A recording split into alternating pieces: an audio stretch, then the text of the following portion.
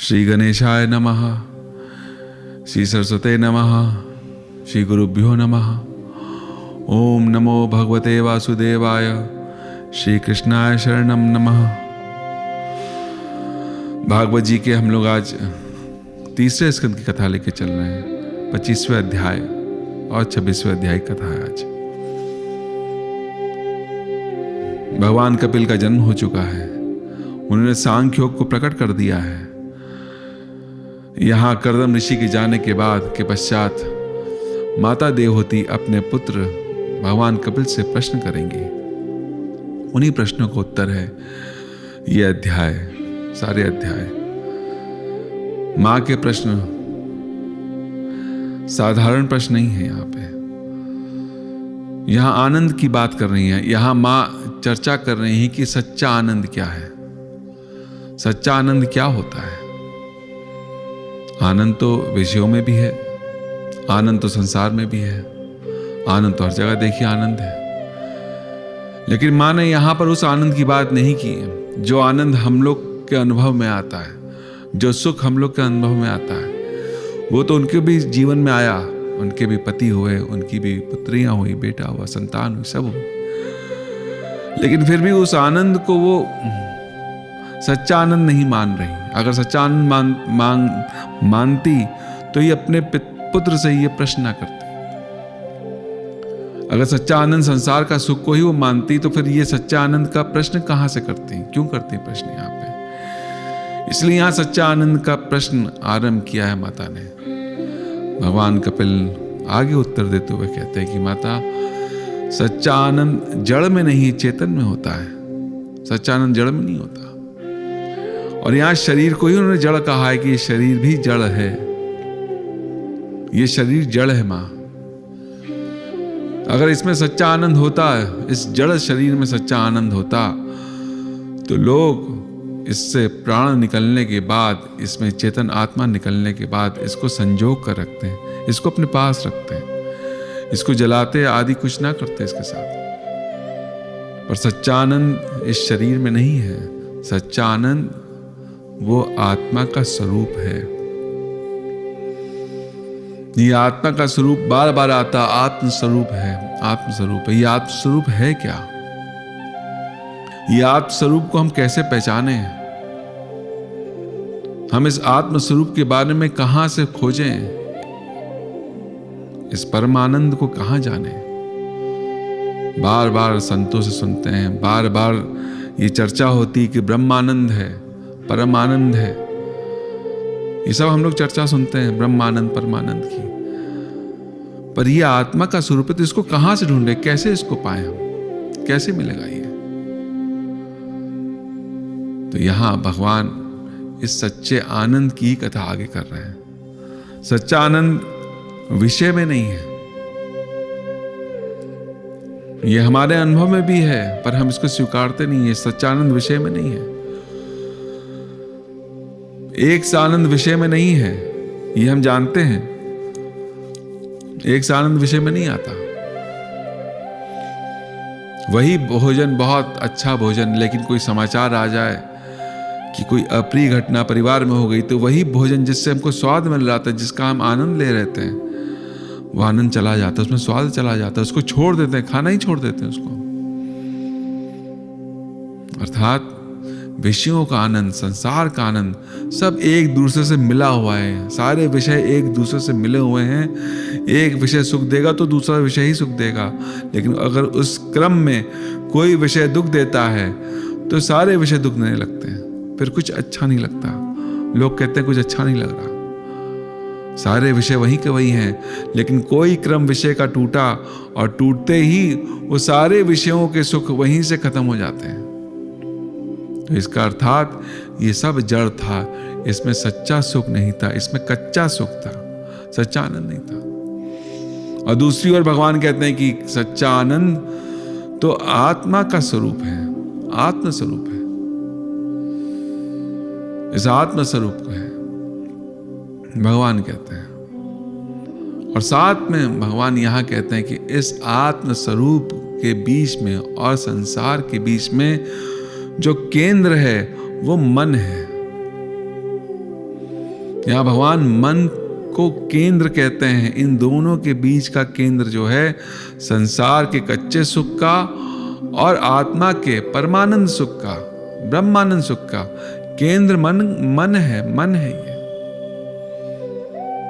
मन जब संसार की ओर जाता है तो वही मन कच्चा सुख पाता है। मन जब आत्मा की ओर जाता है तो वही मन पक्का सुख पाता है, सच्चा सुख पाता है। यही मन जब विषयों को त्याग कर देता है, विषय त्याग तो वो जाग जाता है, मन उसका मन जाग जाता है। जाने तभी जीव जग जागा, जब सब विषय विलास विरागा। इसका मन जाग, जब विषयों से विलासता से जब उसको वैराग हो जाता है तो उसके अंदर सच्चा आनंद प्रकट होता है। जाने तभी जीव जग जागा। लेकिन केंद्र क्या है इन दोनों के बीच में? मन। यहां भगवान कहते हैं मन अधोगामी है। मन को पता तो सब है लेकिन इसका स्वभाव अधोगामी है। मन को सब पता होता है कि क्या अच्छा है, क्या बुरा है, क्या मैं ठीक कर रहा हूं, क्या मैं ठीक नहीं कर रहा हूं, ये सब कुछ मन को पता है। इसलिए यहां कहा जाता है यहां सब ज्ञानी हैं, यहां कोई अज्ञानी नहीं है। सबको सब पता होता है, क्या करना है क्या नहीं करना है, ये सबको पता होता है।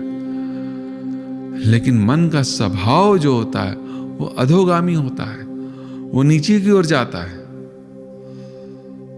हमारा मन अपने आप नीचे की ओर जाता है। उसको पाप करने की हमें कोई प्रेरणा नहीं देनी पड़ती। वो पाप तो अपने आप करता है। उसको पुण्य देने की हमें प्रेरणा देनी पड़ती है कि पुण्य करो, पुण्य करो, पुण्य करो। उसकी प्रेरणा देनी पड़ती है। बच्चों को हमें अच्छे संस्कार डालने पड़ते हैं, अपने मन को समझाना पड़ता है अच्छे काम के लिए। लेकिन बुरे काम के लिए वो तो अधोगामी है, बिना कुछ कहे वो उधर ही जाएगा, अपने आप जाएगा। यही सबसे बड़ी मन की समस्या है कि मन अधोगामी है। जानता है कि अगर मैं आत्मा की ओर गया तो आनंद मिलेगा, पर जाता नहीं है वहां पे, क्योंकि स्वभाव से उसको नीचे की ओर जाना है। वो नीचे की ओर जाता है। आनंद जानता हुआ भी वो आत्मानंद लेगा नहीं, क्योंकि सरल उसको लगता है। विषय आनंद को सरल लगते हैं। अरे एक विषय लिया, खाया, अच्छा लगा, घूमने गए, अच्छा लगा, मित्र मिले, खूब बातें की, अच्छा लगा। लेकिन ये क्या निरंतर मिलता है? क्या अच्छा तो लगता है? क्या अच्छा भोजन करते करते क्या निरंतर मिलता रहेगा? क्या अच्छे मित्रों के साथ संग क्या निरंतर मिलता रहेगा? नहीं। जब तक हमारी कुछ और अवस्था थी, बाल अवस्था, तब तक तो कुछ ठीक था। लेकिन इस संसार में आके जहां स्वार्थ हो जाता है वहां मन को फिर हर जगह कच्चा सुख दिखने लगता है, सच्चा सुख नहीं मिलता। मन की अवस्था है, मन अधोगामी है। इसलिए भगवान कहते हैं कि मन को ऊपर ले चलो। उसको ऊपर ले जाने का रास्ता क्या है? उसको ऊपर ले जाने का रास्ता है ब्रह्मचर्य, यम, नियम, प्राणायाम, प्रत्याहार, आसन, ध्यान, धारणा, समाधि। मन को ऊपर ले जाने का ये रास्ता है। ये कठिन रास्ता, ये आसान नहीं है। भागवत जी में इसको प्रकट करते हैं भगवान 26वें अध्याय में अष्टांग योग के द्वारा। मन को सच्चा आनंद चाहिए तो कहां से मिलेगा? उसके लिए तप करना पड़ेगा। तप आधार सब सृष्टि भवानी है। उसको इसका तप करना पड़ेगा, तब वो सच्चा आनंद पाएगा। पर तप नहीं करना चाहता ये मन सुगमता से, सरलता से कुछ चाहता है, पर अंत में वो स्वयं उस कच्चे आनंद में फंस के फिर स्वयं रोता है मन। तो सच्चा आनंद के लिए भगवान मन को कहते हैं कि मन को अगर इधर कर दें, भगवान की ओर, आत्मा की ओर, ध्यान की ओर, तप की ओर, तो उस धीरे धीरे कर सच्चा सुख पाएगा। नहीं तो इधर उसको सच्चा सुख नहीं मिलेगा। भगवान कहते हैं 25वें अध्याय में, चेता खलस्व बंधाय मुक्तये चा आत्मा मनो मतम गुणेषु सुखतम बंधाय रतम वा पुंसी मुक्तये। भगवान कहते हैं कि हे माता, मन को ही इस जीव के बंधन और मोक्ष का कारण माना जाए। क्या है? मन को ही। बंधन में फंसा है, बंधन दिख रहा है तो मन ही कारण है। अगर मुक्त है तो भी मन ही कारण है। ये कोई यहां दूसरा कारण नहीं, भगवान कहते हैं मन ही कारण है। मन को ही मोक्ष का कारण माना जाए और मन को ही बंधन का कारण माना जाए। मन जो विषयों में आसक्त हो जाता है तो बंधन का कारण बन जाता है, और जब वही मन परमात्मा में आसक्त होता है तो वही मोक्ष का कारण बनता है। भागवत जी में 30वें स्कंद के 25वें अध्याय का 15वां श्लोक है, चेता खलु बंधाय मुक्ते चा आत्मावनो मतम गुणेषु सुखतम बंधाय रतम वा पुंसी मुक्ताय। इसलिए भगवान यहां पर फिर मन को कहते हैं, यहां मन को कहते हैं, मन को जाने तबे जीव जग जागा, जब सब विषय विलास विरागा। जब सब विषय विलास विरागा। मन ही बंधन मोक्ष का कारण है। यहां भगवान कपिल कहते हैं कि मां सत्संग करो। इस मन को सुधारने का और भी रास्ता बताते हैं, केवल ध्यान करने से नहीं, वो कठिन है। अगर सत्संग हो जाए तो ये थोड़ा सरल है, फिर भी ये मन को अच्छी जगह ले जाएगा। सत्संग हो जाए तो ध्यान करना 2-4 घंटा कठिन है, लेकिन कीर्तन सुनना, भजन करना, श्रवण करना, किसी कथा सुनना, ये थोड़ा आसान है। ये थोड़ा सा आसान है, सरल है। तो भगवान कहते हैं माता से माता सत्संग करो, सत्य का संग करो, इससे मन सुधरता है। पर यहां देवती एक प्रश्न करती है भगवान से कि मन, आप कहते हैं कि मन को सत्संग कराओ, पर यहां साधु कहां है? मैं यहां साधु कहां ढूंढूं? यहां सच्चा साधु कहां मिलेगा? ये तो सही प्रश्न है कि सच्चा संत कहां ढूंढने जाओ। तो भगवान कहते नहीं, किसी को ढूंढने की जरूरत नहीं है। साधु के लक्षण, संत के लक्षण अपने अंदर प्रकट करो तो सत्संग आरंभ हो जाएगा। साधुओं के लक्षण, साधुओं के गुण, तो सत्संग आरंभ हो जाएगा। साधुओं के प्रथम गुण होते हैं तितिक्षा। मन को सुधारने का क्या रास्ता है? तितिक्षा। तितिक्षा मतलब सहना, हर तरफ से सहना, हर चीज सहना, दुख सहना, गर्मी, बरसात, ये सब सहना। कम भोजन मिला, सह गए। किसी की बात सुन ली, सह गए। सहना, तितिक्षा, सहना, इससे भी मन शुद्ध होता है। ये तितिक्षा है, ये लक्षण संतों का, सच्चे संत का। ये दम्भियों का नहीं, जो दम्भ करते हैं उनका नहीं। सच्चे संतों का लक्षण तितिक्षा है। दूसरा संतों का लक्षण है करुणा। करुणा मतलब सब पे दया करना। प्रभु इसका भला करो, प्रभु इस पे कृपा करो, प्रभु इसका सब ठीक हो जाए। ये संत का लक्षण है। कृपा करो प्रभु, इस पर दया करो, ये करुणा संत का लक्षण है।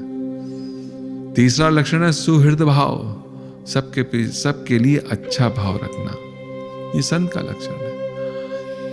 अगर हम तितिक्षा करें, हमें करुणा आ जाए, हमको सुहृद भाव आ जाए सबके प्रति, तो हम स्वयं संत हो जाएंगे। हमारा सत्संग आरंभ हो गया। हमारा सत्संग आरंभ हो गया। जैसी दृष्टि वैसी सृष्टि।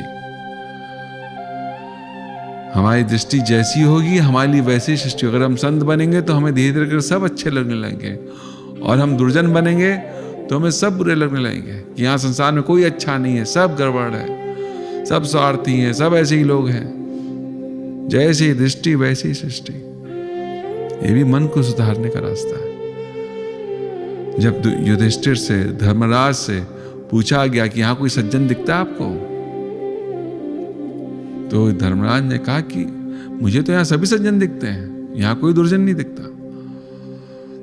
तो फिर पूछा, अरे आपको ये कौरव नहीं दिखते दुर्जन? क्या नहीं, ये कोई दुर्जन नहीं है, ये इनको थोड़ा इसका स्वभाव है, इनमें कोई दुर्जन नहीं है, सब अच्छे हैं, सब सज्जन है। अब यहाँ तो धर्मराज को सब सज्जन सज्जन दिख रहे हैं, और दुर्योधन से पूछा कि यहाँ कोई आपको दिखता है सज्जन? क्या यहाँ सज्जन कहाँ, यहाँ तो हर जगह दुष्ट हैं, ये सब दुष्ट हैं, सब अपने अपने चक्कर में आए।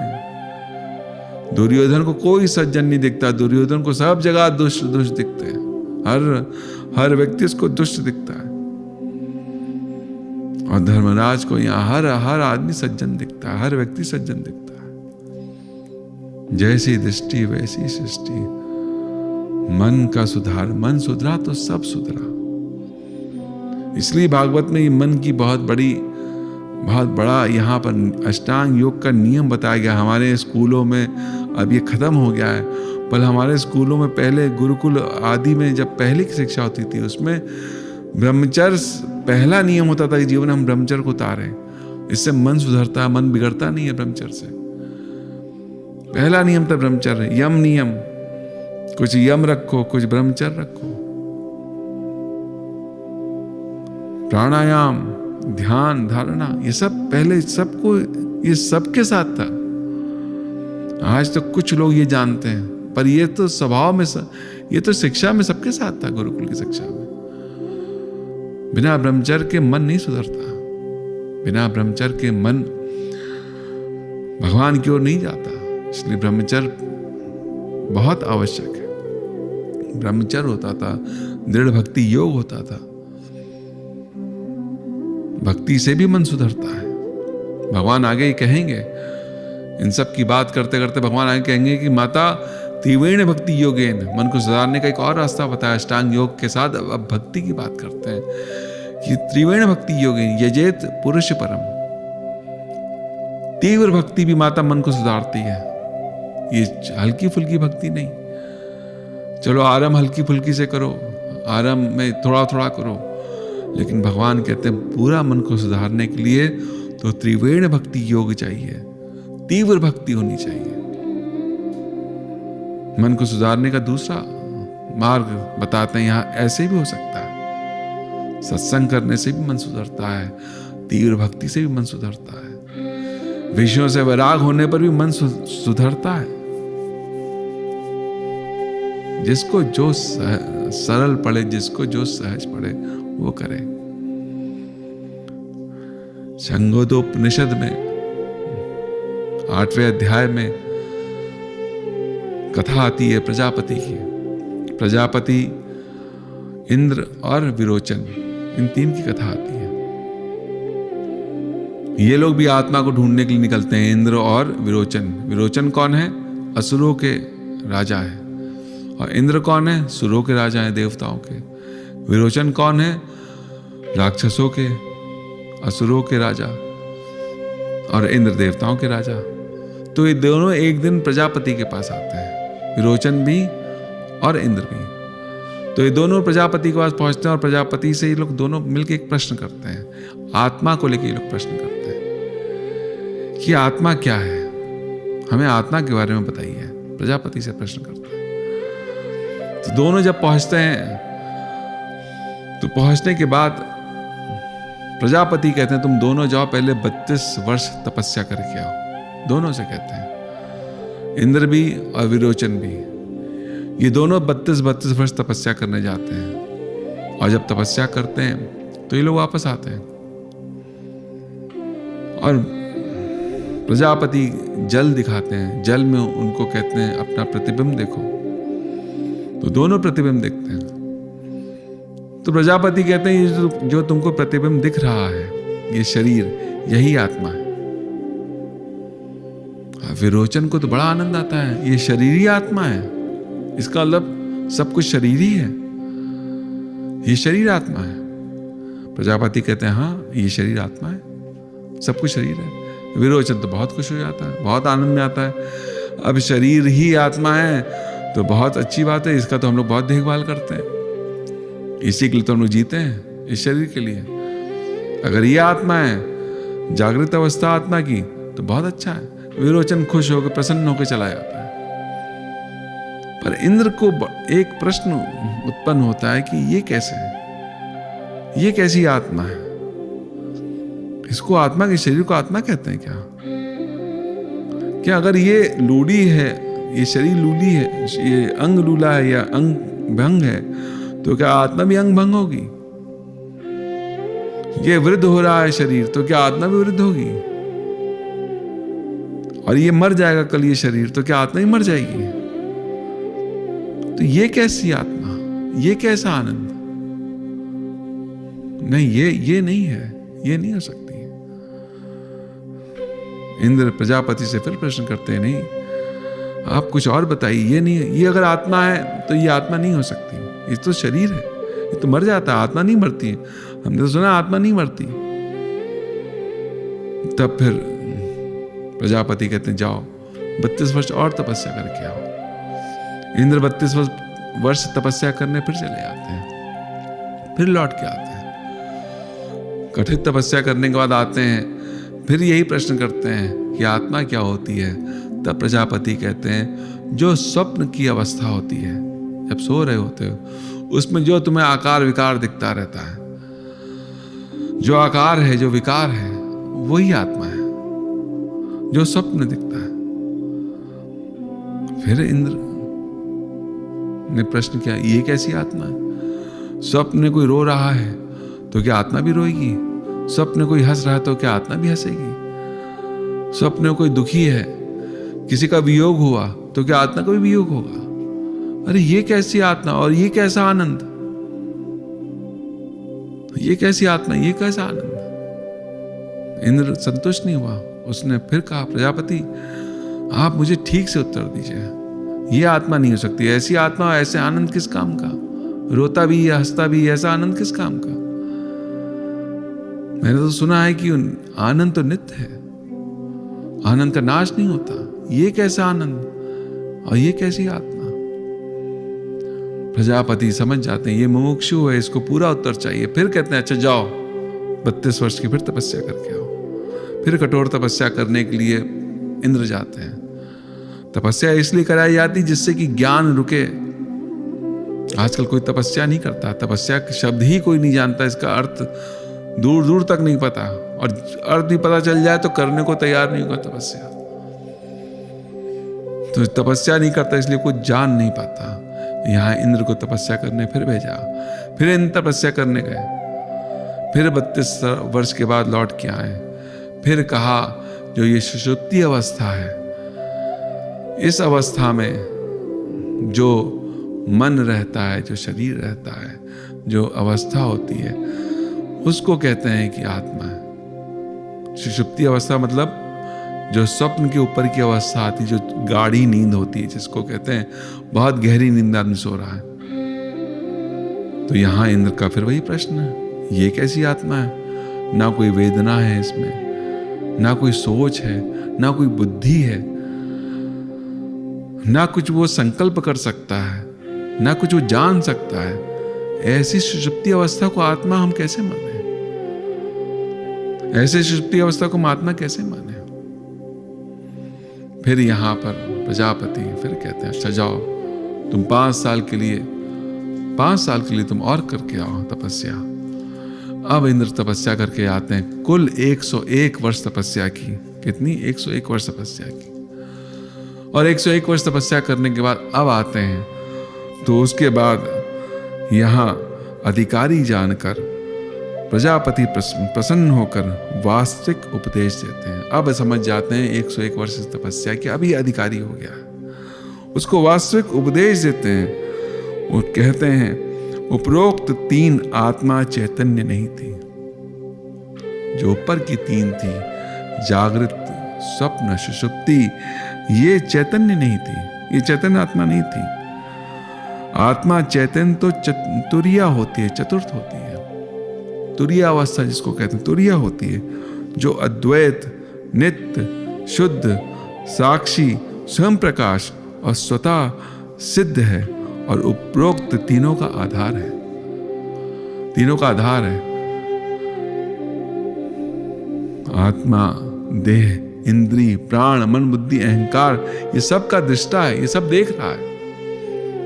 तुरीय अवस्था में आत्मदेह, इंद्रियां, प्राण, मन, बुद्धि, अहंकार, वो सबको देखता है। चित्तवृत्तियां, विज्ञान तथा समस्त दृश्य जगत से पृथक है।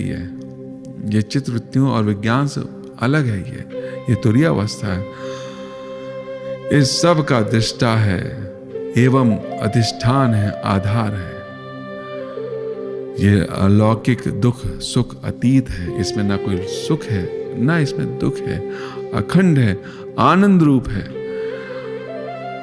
राम स्वरूप तुम्हार वचन अगोचर, बुद्धि पर अभिगत अखत अपार, नेति नेति नित निगम का। भगवान यहाँ पर माता देवहूति को आगे इस योग सांख्य योग के बारे में आगे चर्चा करेंगे।